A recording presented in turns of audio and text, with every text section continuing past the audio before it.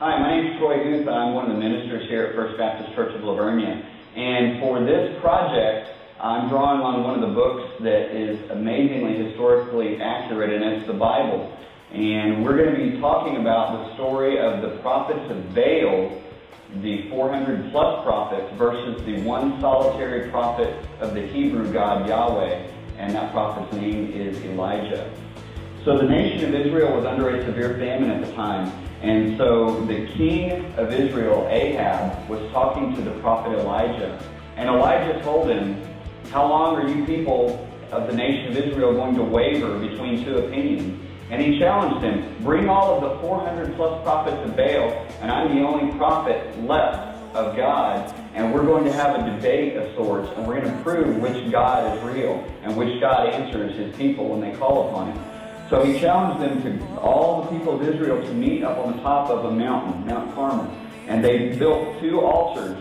And the challenge was to each one, the prophets of Baal and the prophet Elijah, to take a bull and cut that bull into pieces, set it on that altar, but not set fire to it.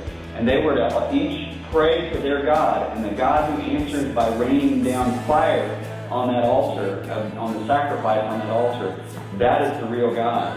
So the prophets of Baal, they went first, and they cut their bull into pieces, and they put it on that altar, and they began praying. And they prayed from morning until noon with no answer from the god Baal.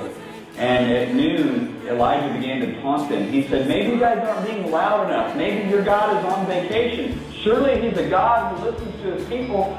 Maybe he's asleep. Maybe you have to get louder and wake him up."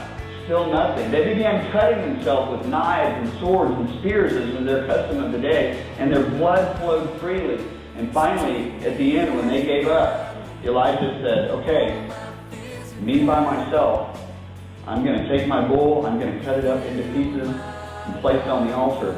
And he tells the people of Israel, "Go get me some water."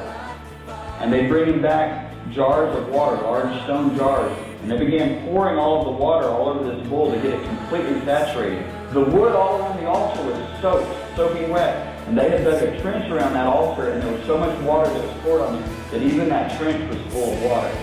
And then Elijah stepped up and he said, and he prayed that God would rain down fire on that altar to show them that he's real. And as soon as he did that, the fire immediately came down the whole altar, and the bull on the altar was completely consumed in flames, to the point that even all of the water in the trench around that altar was evaporated. And that event showed the people of Israel which God answered their people when they called out to him. And Israel and Elijah said, "People, decide who you're going to serve, the God who doesn't answer or the God who answers when you call."